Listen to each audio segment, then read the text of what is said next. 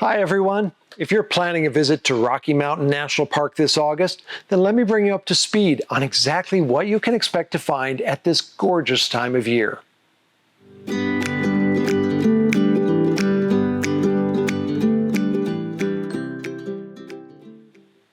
Hello everyone, I'm Eric Stensland, an author and professional nature photographer. On this channel, I share insights to help you have the best experience possible, while also providing tips to help you care for this special place. Today, we'll look at the month of August and what you can expect.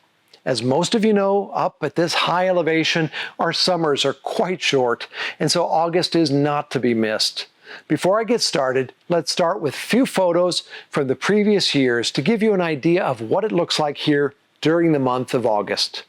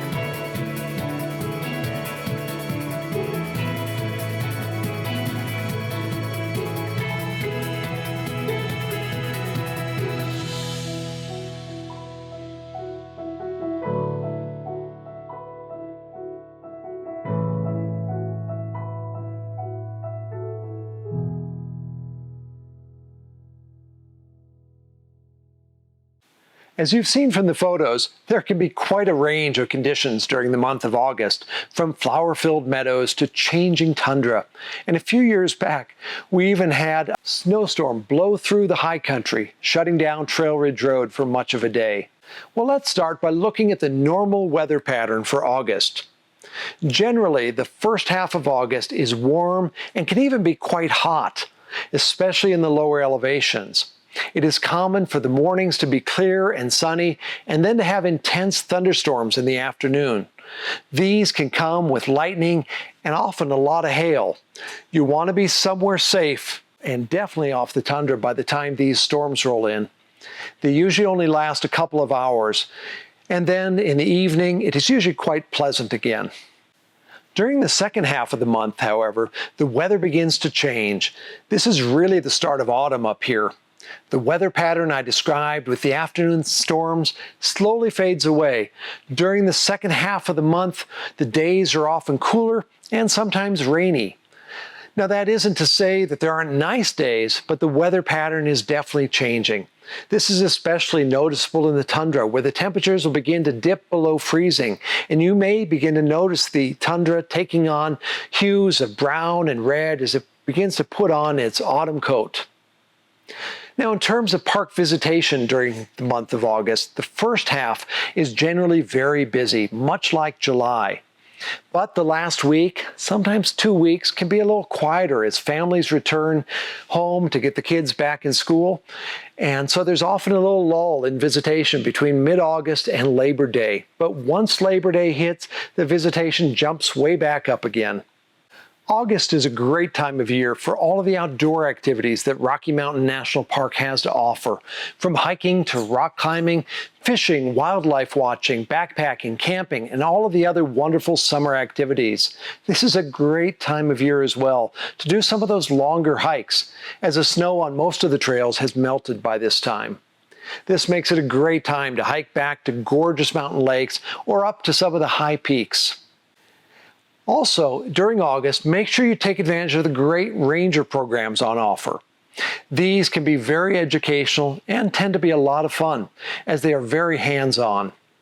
They cover topics ranging from wildflower and bird identification to learning about bighorn sheep, park geology, astronomy, park history, our wild mountain weather, etc. When you arrive at the park entrance station, ask the ranger who greets you for a park paper. This paper will list all of the programs that are currently happening.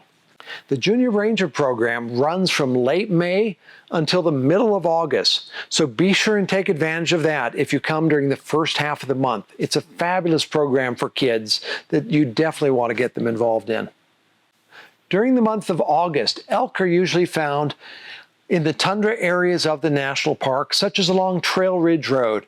You may also see bighorn sheep, marmot, and pika enjoying the world above tree line.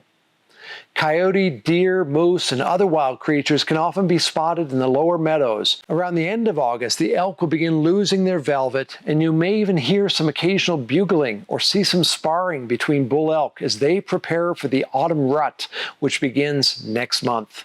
There are a few things to be aware of when visiting in August. Firstly, a timed entry permit will be required to enter the park during the peak hours during this time of year. This permit is in addition to your park pass.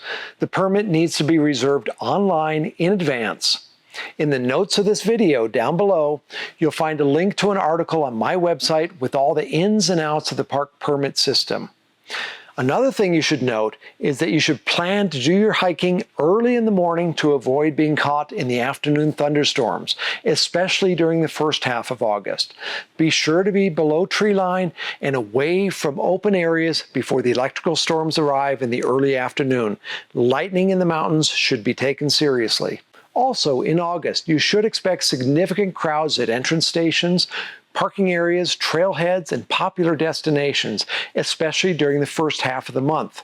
Arrive either very early or really late to avoid the crowds. Also, for August 2023, you should be aware that there is significant road work taking place in downtown Estes Park as they restructure the roads to address the growing congestion. The Fall River entrance station to Rocky Mountain National Park is also undergoing a major upgrade, and so the park is encouraging visitors to enter via the main Beaver Meadows entrance station. You should also be aware that the Moraine Park Campground is currently closed as it undergoes major upgrades. It should open again in the summer of 2024. Well, that's a quick look at the month of August. Thanks everyone for watching. As a final note, I want to mention a couple of things about my videos. As most of you are aware, I've just started this channel, and so I'm still figuring things out. I really appreciate your patience as I work to learn the art of audio, lighting, video, and video editing.